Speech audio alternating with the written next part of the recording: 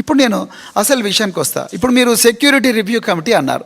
Security review committee మరి ఈ CV Anand గారు నాకు ఒక నోటీస్ ఇచ్చారు.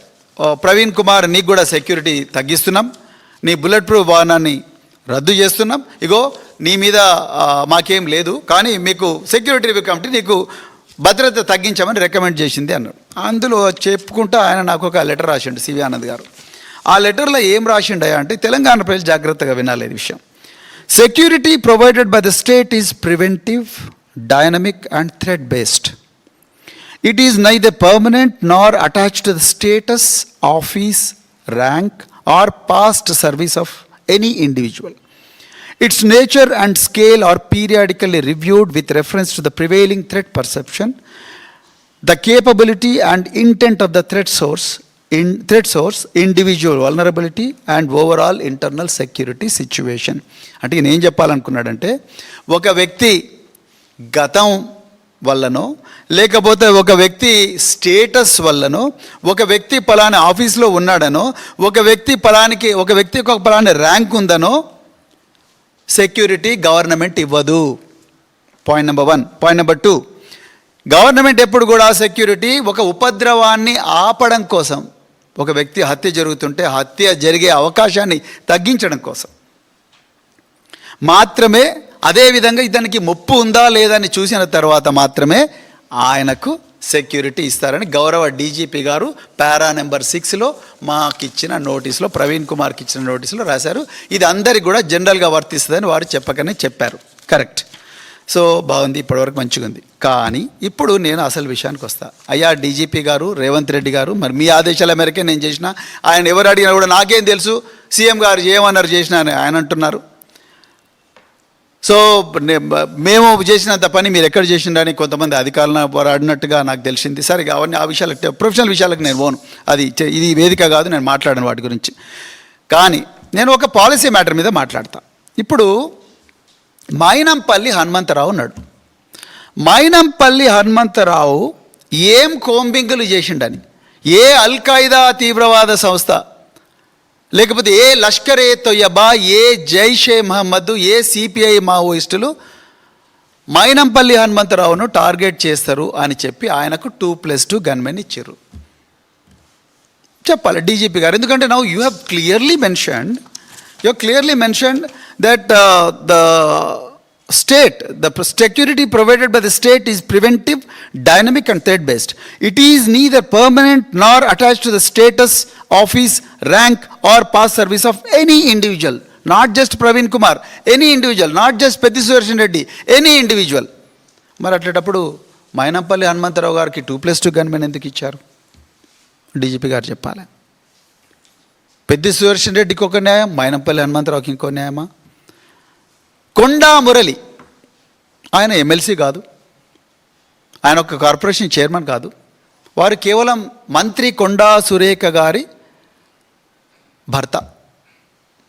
కొండా మురళి గారికి 2+2 గన్మెన్ ఇచ్చారు. వరంగల్ సిటీలో ప్రతి ఒక్కరికి కూడా తెలుసు కొండా మురళి గారు ఆ 2+2 గన్మెనే కాదు, పోలీసు వాళ్ళందరూ పోతే, ఆయనకు పోతే పోలీసు వాళ్ళందరూ కూడా ఆయన కాన్వాయ్లో పోతారు. ఆయనకి ఏ హోదా ఉందని 2+2 గన్మెన్ ఇచ్చారు? Now you have to tell DGP garu, nor attached, neither permanent nor attached to the status, office, rank or past service of an individual. What service? What is the contribution of Konda Murli garu? What is the contribution of Maynampalli Hanumantarao such that they deserve 2+2 personal security officers? Anumula Tirupati Reddy గారు, అనుముల కొండల రెడ్డి గారు, రంగారెడ్డి జిల్లాలో వారు ఏమి కోంబింగులు చేశారని, వారికి ఏ threat ఉందని, వారిని ఏ లష్కర్ ఏ తొయ్యబా, జైషే మహమ్మద్, అల్ ఖైదా, ఐసిస్ అనే ఉగ్రవాద సంస్థలు వారిని టార్గెట్ చేస్తాయని విదేశాల నుంచి, ఇజ్రాయెల్ నుంచి, టర్కీ నుంచి దిగుమతి చేసుకున్న అత్యాధునిక సెమీ ఆటోమేటిక్ వెపన్స్ వారికి ఇచ్చారు. మరి అదే పట్నం నరేందర్ రెడ్డి, ఆయనే పాపం చేసిండు. ఆయన పాపం చేసిన పాపం ఏంటంటే ఆయన బీఆర్ఎస్లో ఉన్నాడు. సునీత మహేందర్ రెడ్డి గారు మాజీ జెడ్పీ చైర్పర్సన్, వారికి కూడా గన్మెన్ ఇచ్చారు.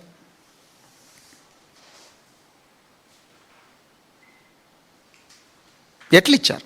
అనుమల తిరుపతి రెడ్డి గారికి ఉన్నదేంటి, పెద్ది సుదర్శన్ రెడ్డి గారికి లేని అర్హత ఏంటి ఇవాళ చెప్పాలి మీరు. Because you have to be very fair. తొలి తెలంగాణలో మొట్టమొదటి గిరిజన మహిళ మంత్రిగా అయ్యారు కేసీఆర్ గారి ఆశీర్వాదం వల్ల. ఆమె పేరే సత్యవతి రాథోడ్. సత్యవతి రాథోడ్ గారికి గన్మెన్ తీసేశారు. ఆమె మాజీ మంత్రి. సత్యవతి రాథోడ్ గారు మాజీ మంత్రి. మాలోత్ కవిత మాజీ ఎంపీ. వీళ్ళిద్దరు కూడా గిరిజన సామాజిక వర్గానికి చెందినవారు. సత్యవతి రాథోడ్ అయితే ఆమె ఒక్కటే రోజున గన్మెన్ తీసిండు. పాపం ఆమె వెంటనే అడిషనల్ డీజీ ఇంటెలిజెన్స్ గారికి రిప్రజెంట్ చేశారు. చూస్తాం మేడం, చేస్తాం మేడం. అంటే బీఆర్ఎస్ నాయకులు అంటే ఇంత చులకన. జోగు రామన్న మాజీ మంత్రి, ఆదిలాబాదు మాజీ ఎమ్మెల్యే. ఆయన ఏం పాపం చేసిండ్రండి? జోగు రామన్నకు ఒక్క దెబ్బన తీసేసిండ్రు గన్మెన్. మరి అదే జిల్లాలో, అంటే ఉమ్మడి ఆదిలాబాద్ జిల్లాలో ఐకే రెడ్డి, ఇంద్రకరణ్ రెడ్డి, అల్లోల ఇంద్రకరణ్ రెడ్డి, ఆయనకు 2+2 గన్మెన్ ఇచ్చారు. ఏ బేస్ మీద ఇచ్చారు? జోగురామన్నకు లేనిదేంది, ఐకే రెడ్డికి ఉన్నదేంది? జోగురామన్నను ఎవరు చంపరు, ఐకే రెడ్డిని మాత్రం పెద్ద ఎత్తున ప్రపంచంలోని అన్ని ఉగ్రవాద సంస్థలందరూ కూడా విమానాలు, డ్రోన్లు వేసుకొచ్చి ఐకే రెడ్డిని చంపాలని ప్లాన్ చేస్తున్నారా? ఇక కుందూరు జానారెడ్డి, కుందూరు జానారెడ్డి కాంగ్రెస్ కురువృద్ధుడు. ఆయనకుండే ఒక్కటే, ఇప్పుడు the DGP has said status, office, rank are pass service of any individual. Now I want to know what is the status, what is the rank, what is the post of Kunduru Jana Reddy గారు. He may be ex minister. అయితే జోగురామన్ కూడా X మినిస్టరే, Satyavathi Rathod కూడా X మినిస్టరే. మరి వాళ్ళకు లేని status ఈ కుందూరు జానారెడ్డికి ఏడికెళ్ళి వచ్చింది? ఆయనకు 2+2 గన్మెన్ ఇచ్చారు.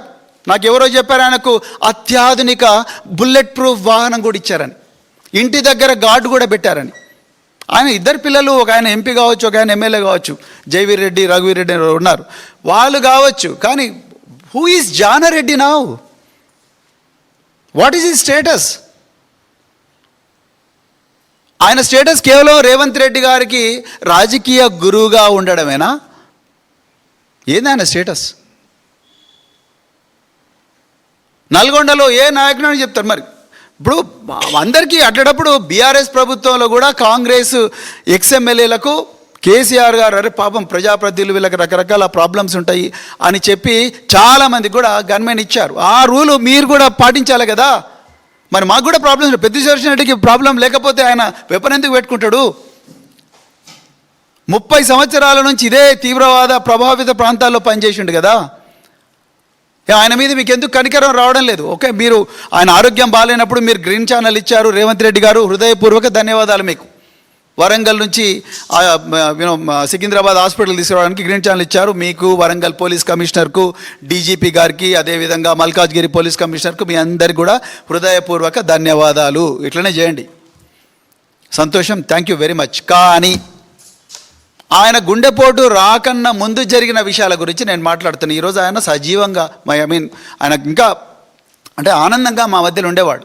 కానీ ఇలా పరిస్థితి లేదు. ఆయన హాస్పిటల్లో మృత్యుతో పోరాడుతున్నాడు. ఎందుకింత కోపం? ఇప్పుడు అలంపూరు ఎక్స్ఎమ్మెల్యే ఎస్ఏ సంపత్ కుమార్ ఉన్నాడు. ఎస్ఏ సంపత్ కుమార్కు 1+1 గన్మెన్ ఇచ్చారు. ఎందుకు ఇచ్చారు? ఆయన ఏం చేసినా ఇచ్చిండ్రు. పైడాకుల అశోక్, సీతక్క గారి నియోజకవర్గం ములుగు. పైడాకుల అశోక్, ఆయనకి ఏం తీవ్రవాద ముప్పు ఉంది? ఆయన మీద ఎప్పుడైనా యాక్షన్ టీంలు వేసిండ్రా తీవ్రవాదులు? ఆయన మీద ఏమైనా యాక్షన్ స్క్వాడ్లు తిరుగుతున్నాయా? లేకపోతే అల్ఖైదా, లేకపోతే మావోయిస్టులు, లేకపోతే శ్రీలంక నుంచో, నేపాల్ నుంచో, ఇంకెక్కడి నుంచో బంగ్లాదేశ్ నుంచో వచ్చి ములుగు ఏటూరు నగరం అడవులల్లో కర్రెగుట్టల మీద కానీ, లేకపోతే ఐలాపూర్ గుట్టలలో కానీ, తుపాకులగూడెం గుట్టల మీద కానీ కూర్చొని వెయిట్ చేస్తున్నారా మిషన్ గన్లు పట్టుకొని? ఆయనకు కూడా గన్మెన్ ఇచ్చారు. అజ్మీరా ప్రహ్లాద్, ఆయన బీజేపీ 1+1. ఇక మాకు సీనియర్ నాయకుడు కల్వకుర్తిలో జైపాల్ యాదవ్ గారు, ఆ అన్నకైతే 3 సార్లు ఎమ్మెల్యే ఆయన జైపాల్ యాదవ్ గారు. జైపాల్ యాదవ్ గారు చాలా సీనియర్ రాజకీయ నాయకులు. ఆయన కేవలం ఎక్స్ఎమ్మెల్యే అయితే ఆయన తీసేసిండ్రు. మరి తల్లోజు ఆచారి ఎప్పుడు ఎమ్మెల్యే కాలేదు కదా. తల్లోజు ఆచారి ఎప్పుడు ఎమ్మెల్యే కాలే, ఆయనకి ఎందుకు 2+2 గన్మెన్ ఇచ్చిండ్రు? రేవంత్ రెడ్డి గారు మీరు చెప్పాలి ఈ విషయం. ఏది ఆయన హోదా? What is his status? Now the learn DGP says neither permanent nor attached to the status, office, rank or past service of any individual. Then what is this? What is the threat to Mr. Talloji Achari such that you had to provide 2+2 gunmen? Can you please answer this question? Talloju Achari ఏ విధంగా target? Jaipal Yadav గారికి లేనిదేంది, తల్లోజు ఆచారికి ఉన్నదేంటి? ఇక recently Eshwaramma Yadav Yadadri board chairperson, Yadadri బోర్డులో member. ఆమె పాపము ఒక బీసీ సామాజిక వర్గం నుంచి, బహుజన సామాజిక వర్గం నుంచి వచ్చి ఆమె సీనియర్ రాజకీయ నాయకురాలు, అత్యంత మెజారిటీతోని ఎల్బీ నగర్ మున్సిపాలిటీలో ఆనాడు కౌన్సిలర్గా గెలుపొందిన మహిళ, సీనియర్ రాజకీయ నాయకుడు, 84 సంవత్సరాలను కూడా ఎన్నో ధార్మిక కార్యక్రమాల్లో ప్రజలకు సేవ చేస్తున్న ఒక ఉక్కు మహిళ. ఆమె యాదాద్రి బోర్డు మెంబర్గా పదవీ స్వీకార ప్రమాణం చేస్తేనే యూత్ కాంగ్రెస్ రాష్ట్ర అధ్యక్షుడు జక్కిడి శివచరణ్ గారికి కాలింది. కాలి వెంటనే ఈయన ఒక స్టేట్మెంట్ ఇస్తాడు, వేస్ట్ మొండ అదని రకరకాల, నేను అనొద్దు సార్ క్షమించాలి, కానీ ఆ మాట అన్నాడు ఆయన. అనే వరకు ఆ రికార్డ్ అంతా కూడా వైరల్ అయింది. ఈమె పోతే నిద్రలేసే వరకు ఆమె చెప్పింది నాకు, బిడ్డకి ఇట్లా అంటారు చూడు బిడ్డ, నేను అమ్మమ్మ లాంటి నానమ్మ లాంటి దాన్ని, నాకు కూడా ఇట్లా మాట్లాడుతున్నారు చూడు బిడ్డ, వీళ్ళు ఎట్లాంటి అంటే రేవంత్ రెడ్డి ప్రభుత్వం ఏం చేసింది తెలుసా? జక్కిడి శివశరణ్ రెడ్డి గారికి 2+2 గన్మెన్ ఇచ్చింది. అరే తిట్టినోనికేమో గన్మెన్ ఇస్తేవి 2+2, తిట్లు తిన్న మహిళ, ప్రాణాపాయంలో ఉండే మహిళకేమో సీనియర్ రాజకీయ ఆమెకేమో అట్లనే పడేసిండ్రు.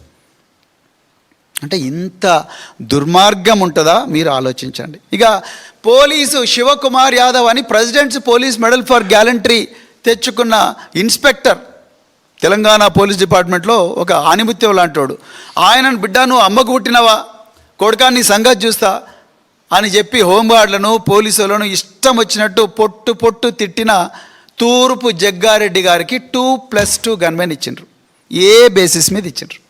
ఆయన టీపీసీసీ వర్కింగ్ ప్రెసిడెంట్ అని ఇచ్చిండ్రా? ఎక్కడో రాసి ఉంది టీపీసీసీ వర్కింగ్ ప్రెసిడెంట్ గన్మెన్ ఇవ్వాలి, ఎక్కడ రాసి ఉంది? ఎస్ఏ సంపత్ కుమార్ మహారాష్ట్ర ఇన్ఛార్జ్ కాంగ్రెస్ అని, మహారాష్ట్ర ఇన్ఛార్జ్ కాంగ్రెస్ మహారాష్ట్ర నుంచి తీసుకోవయా, తెలంగాణ పిల్లల సొమ్ము తీసుకొని మహారాష్ట్రలో పోయి మరి రాజకీయం చేస్తున్నావు, ఆయన మహారాష్ట్ర దగ్గర తీసుకో. ఆయనకి ఇచ్చిండ్రు. తూర్పు జగ్గారెడ్డికి గన్మెన్ ఇచ్చిండ్రు. మరి తూముకుంట నర్సారెడ్డికి గన్మెన్ ఇచ్చిండు. ఆయన ఎమ్మెల్యేనా ఏమన్నా? తూముకుంట నర్సారెడ్డి. మైనంపల్లి హనుమంతరావు 2+2. రౌడీలందరికీ మా ఈ ఏరియాలో ఆరాధ్యతమైన మైనంపల్లి హనుమంతరావుకేమో 2+2. కొండామురళి, ఎవరైనా పసునూరి దయాకర్, రాజనాల శ్రీహరి, ఎర్రబెల్లి ప్రదీప్రావు, ఈయన బీజేపీ, ఎర్రబెల్లి ప్రదీప్రావుకు గన్మెన్ 1+1. మరి మా పెద్ద సుదర్శన్ రెడ్డికి ఎందుకు ఇవ్వాలి? మా దాస్య వినభాస్కర్ ఏం పాపం చేసిండు? మా నన్నపనే నరేందర్ ఏం పాపం చేసిండు? తెలంగాణలో మొదటి deputy CM doctor Thatikonda Rajaiah, ఆయన ఏం పాపం చేసిన? ఆయన కింద తీసేసిండ్రు. ఆయన కూడా మాజీ డిప్యూటీ సీఎం కదా, మన ఆయన కూడా ఇవ్వాలి కదా, ఆయనకి ఎందుకు ఇవ్వలేదు? ఆదిలాబాద్లో ఆత్రం సక్కు గన్మెన్ ఇచ్చిండ్రు, పురాణం సతీష్కి ఇచ్చిండ్రు. వీళ్ళందరూ ఎక్స్ఎమ్మెల్యేలు, ఎక్స్ఎమ్మెల్సీలు. వేణుగోపాలాచారికి 1+1 గన్మెన్ ఇచ్చిండ్రు. ఐక్యారెడ్డికి 2+2 ఇచ్చిండ్రు. జోగురామన్న 0, బల్కా సుమన్ 0, దుర్గం చిన్నయ్య 0, నడిపల్లి దివాకర్ రావు 0. ఈ వరంగల్ అయితే నవీన్ రాజు అంట, డౌడ్ షీటర్ అని అందరూ అంటున్నారు, ఈయన కూడా gunmen. Pasunuru Dayakar ex-MP gunmen. మరి పసునూరు దయాకర్కి 1+1 ఇచ్చినప్పుడు మాలోత్ కవిత ఏం పాపం చేసింది? ఆమె కూడా ఇవ్వాలి కదా. మాలోత్ కవిత ఏం పాపం చేసింది? ఆమె కూడా ఇవ్వాలి కదా గన్మెన్. సత్యవతి రాథోడు, ఆమె పాపం చేసింది. సో ఈ విధంగా సెక్యూరిటీ రివ్యూ కమిటీ అనేది ఒక లోపభూయిష్టమైన, అంటే ఇష్టమైన వాళ్ళకు గన్మెన్, ఇష్టం కాలేని వాళ్ళకు, ప్రశ్నలు అడిగిన వాళ్ళకు తీసేయి, వాడు సచ్చినా మంచిదే. తీవ్రమైన మానసిక ఒత్తిడి గురి కావాలి వీళ్ళందరూ కూడా. అయ్యా రేవంత్ రెడ్డి గారు, మీరు మాజీ ఎమ్మెల్యే ఉన్నప్పుడో, లేకపోతే మాజీ ఎంపీ ఉన్నప్పుడో, లేకపోతే ఏది ఉన్నప్పుడో ప్రభుత్వాలు ఎప్పుడు కూడా మీకు కనిపించలేదు. రేపు పొద్దున మీరు మాజీ ముఖ్యమంత్రి అయితే కూడా బీఆర్ఎస్ పార్టీ మీకేం గన్మెన్ తగ్గించదు, డోంట్ వరీ. కానీ అరాచక పాలన బంద్ చేయండి. ఇప్పుడు నేను ఇవాళ ఓపెన్గా డిమాండ్ చేస్తున్న భారత రాష్ట్ర సమితి నుంచి, మీరు ఈ సెక్యూరిటీ రివ్యూ కమిటీ రికమెండేషన్ రద్దు చేయండి.